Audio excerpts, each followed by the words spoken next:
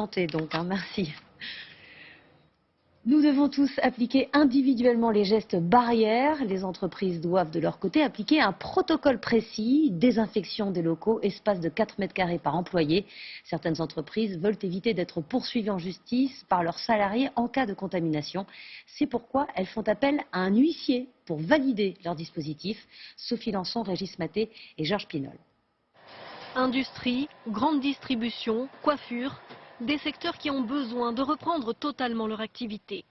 Mais il faut en même temps rassurer salariés et clients. Dans cette usine de transformation de caoutchouc, on croirait assister à une scène de crime.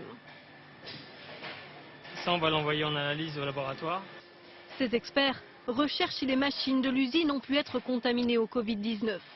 Venus à la demande du patron de l'usine, ils travaillent pour une société privée spécialiste de l'inspection et de la certification. S'il y a une présence de Covid détectée, c'est que la décontamination en amont a mal été faite. Et du coup, il va falloir revoir en fait ce procédé de décontamination. Et ces experts passent tout au crible. Qu'est-ce que vous mettez en place pour faire un changement d'opérateur? Alors, il y a du nettoyage. Là, il y a un nettoyage systématique. Protection des ouvriers, nombre de salariés dans un espace confiné, marquage au sol, une certification officielle qui rassure les 90 salariés. C'est très important, bien sûr. On fait toujours attention, des fois on peut oublier quelque chose. C'est un travail quand même assez important et plus il y a de monde, plus il y aura d'idées. Ce supermarché a lui décidé de faire appel à un huissier de justice. Après plusieurs échanges, l'expert ici à droite vient vérifier les mesures mises en place dans cette enseigne de la grande distribution. Les dispositions qui ont été prises, c'est une entrée, une matérialisation d'une entrée, avec un cheminement obligatoire. L'huissier va contrôler le nettoyage des caddies, des vitrines. Si tout est bon, il appose cet autocollant qui fait foi à l'entrée du magasin. S'il y avait des manquements qui étaient relevés, je me verrais dans l'obligation de vous interpeller, de vous contacter et de vous demander de vous remettre en conformité dans les 24 heures.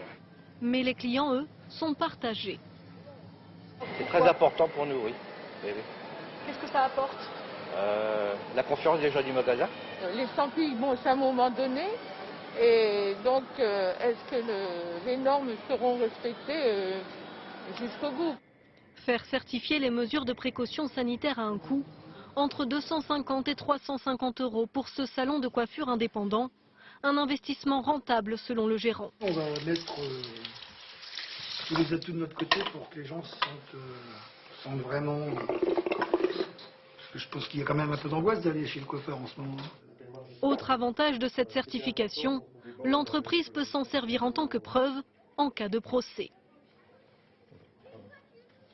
Au moment où les restaurateurs ont été contraints de fermer